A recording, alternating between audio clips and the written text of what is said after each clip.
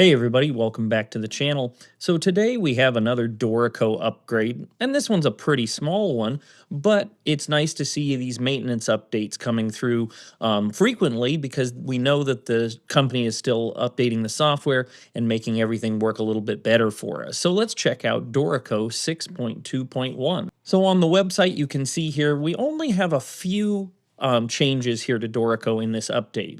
You can see we first have the idea of instrument filters. Now, if you have not messed around with instrument filters in Dorico, basically what this means is in your score, you could see only a certain number of staves when you're in the galley view. So if you only want to see your sax section or only want to see your violins, you could make it so those are the only parts that show up. And now what they've added is the ability to hear the playback of just what you have selected in your instrument filter rather than hearing the entire playback of the entire orchestra while you're doing your playback. So this means if you were just working with your string section, you could hear just that playback and you wouldn't have to be bothered with all those extra things. We also have a change to the appearance of tuplets here in Dorico. So before, Dorico was doing the publisher standard, which was the bracket on top of your tuplet was broken by the number. And so it was like a piece of a bracket, and the number in the middle. So now we have the ability to have a full bracket that does not have a break, and then the number is separate of the bracket, which is just a way that triplets can be drawn. So if that's the way you're used to seeing your triplets, now that's an option here in the engrave menu in Dorico. We also have score panning. Now, if you were a user of Sibelius, this would be really comfortable for you. In Finale, this was a little bit less normalized, but basically what this means is if you used your middle mouse button, if you're a Windows user, for example, you could hold that down and then you could pan around the screen. And all that meant was if you wanted to go diagonally across the screen, you would be able to scroll that direction and you could pull from top left to bottom right in one motion. And they've changed it so now that when you use that middle mouse button to do the panning, you can't accidentally grab an object and change it while you're doing that panning. It can be really helpful, so if this is a way you use your workflow, this is another welcome change.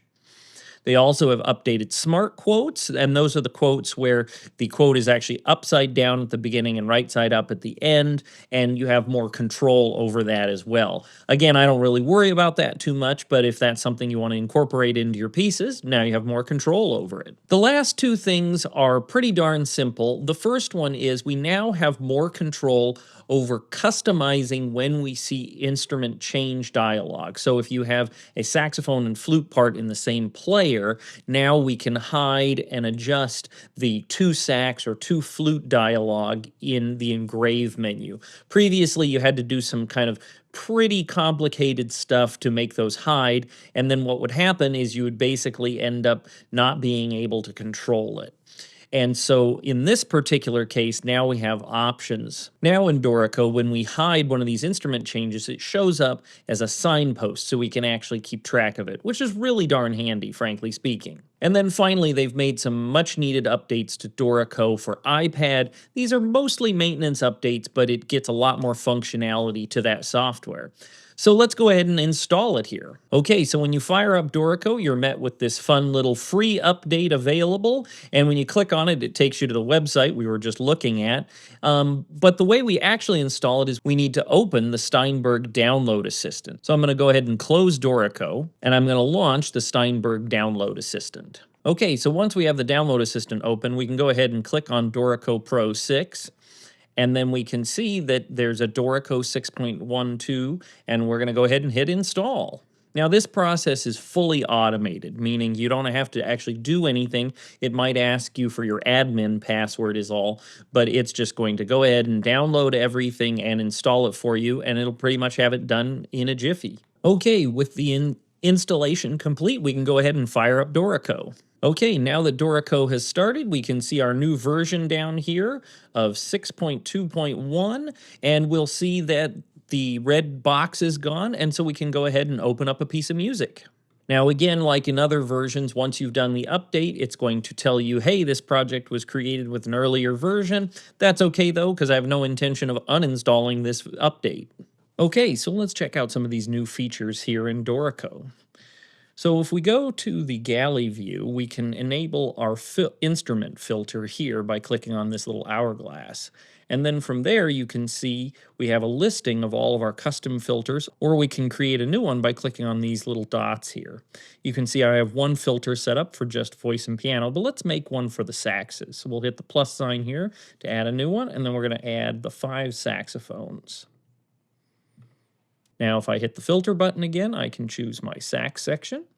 And you can see I now have all 5 saxes without anything else in the score. Now you can see this big S button here. This is the one that will solo these instruments. And so if I click that on, you'll hear that the only playback we're going to hear are just the 5 saxes.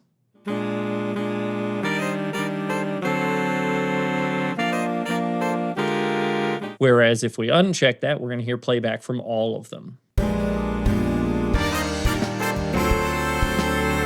So that's a handy new feature if you're going to be working with a small section of your ensemble and you just want to isolate it. Another option is, of course, those tuplets. So if we go into the engraving option and we come down here to tuplets, you'll see by default a tuplet breaks the beam there in the middle, and that is kind of the default behavior of Dorico. But what they've added here is this version here, where you can see there's a bracket, and then the 6 is inside of the bracket instead of breaking the bracket apart.